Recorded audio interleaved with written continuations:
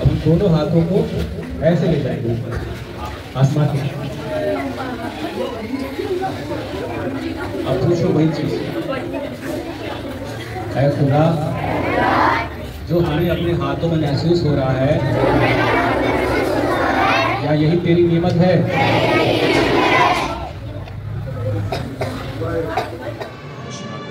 मालिक है और करीब 7 साल से सहयोग में है। और मुझे बताना चाहेंगे कि मदरसों में 800 से अधिक बच्चों को आपने सेल्फ रियलाइजेशन दिया, कैसा रहा ये अनुभव और बच्चों को वहाँ क्या महसूस हुआ?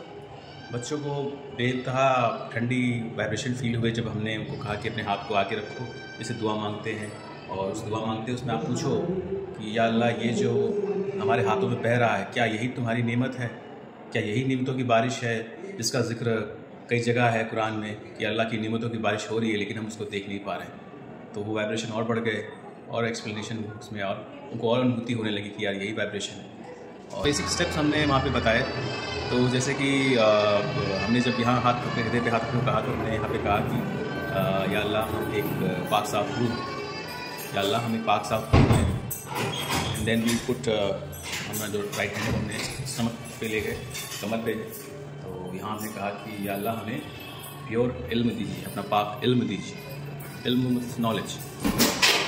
And then we take on the abdomen and we said कि हम शेक, वी आर आवर ओन शेक, शेक मीन्स गुरु, उर्दू अरब और शेक। एंड देन हमने यहाँ पर आज्ञा पे कुछ दुआएं मांगी, अल्लाह हमें माफ़ कर दीजिए, हम सबको माफ़ किया इसलिए आप ही हमको माफ़ कर दीजिए। हमें उनके साथ काफ़ी फ्रेंडली होके उनके कल्चर की रिस्पेक्ट करते हुए, उनकी जो जिस चीज़ का उनका प्रोटोकॉल है उसका रिस्पेक्ट करते हुए उनको सहयोग इंट्रोड्यूस करना चाहिए ताकि उनके कुछ सेंटिमेंट होते हैं जो उनको हिट ना करें, और एक तरह से उनको बाद में हम रिलेशन दें, अनुभूति जिसे हम कहते हैं, ना कि सिर्फ नॉलेज दें। इससे अच्छा है कि उनको हम प्रैक्टिकल करा के उनको हम फील कराएं। जब वो बंदा फील कर लेगा वो उस अनुभूति में आ जाएगा, and then he will definitely want to know more and he can come. Shri Mata ji ने कहा है कि सहयोग सभी को मिलना चाहिए, तो आपको लगता है कि जो लोग इस्लाम फॉलो करते हैं उन्हें सहयोग मिलना चाहिए? बिल्कुल, वो ऑलमोस्ट सहयोग कर भी रहे हैं लेकिन उनको पता नहीं है, लेकिन जब उसको पा जाएंगे तो उनको और भी मज़ा आएगा। वो अपनी जो लाइफ जी रहे हैं, जो भी अपना रिचुअल कर रहे हैं उसको और अच्छे से कर सकेंगे। कोई खास अनुभूति जो आज किसी बच्चे ने मदरसे में जब आप गए थे सभी को रियलाइजेशन देने आपसे जिक्र किया हो और अपनी फीलिंग्स शेयर करी हो आपसे? जैसा कि हम सभी जानते हैं कि हमारे पैगंबर मोहम्मद साहब जब शब कदर की रात में उनको जब महराज मिला था वो 7वें आसमान में पहुँचे थे। तो उनको ये सब जो प्रोसेस था वो पूरा सहज की तरह ही था, उनके जो 7वें आसमान थे। तो जब वो यहाँ पहुँचे तो यहाँ पे हम कहते हैं ना कि महराज हो गया।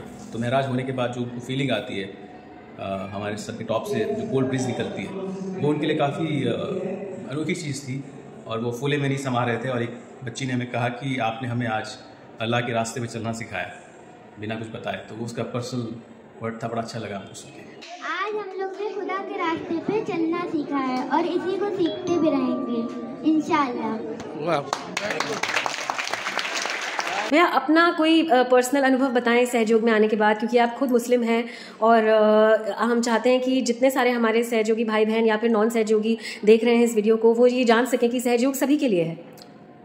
कुरान में जैसे हमने देखा है कि कुरान को जो अरबी में लिखी जाती है और जो हिंदी में उसका ट्रांसक्रिप्शन किया गया है वो किसी ऐसे लोग ने किया है जो उसको वाकई में पूरा समझ नहीं पाया, जैसे कहते हैं ना उसकी तरबियत नहीं समझ पाया कि वो लाइन क्या कहना चाह रही है।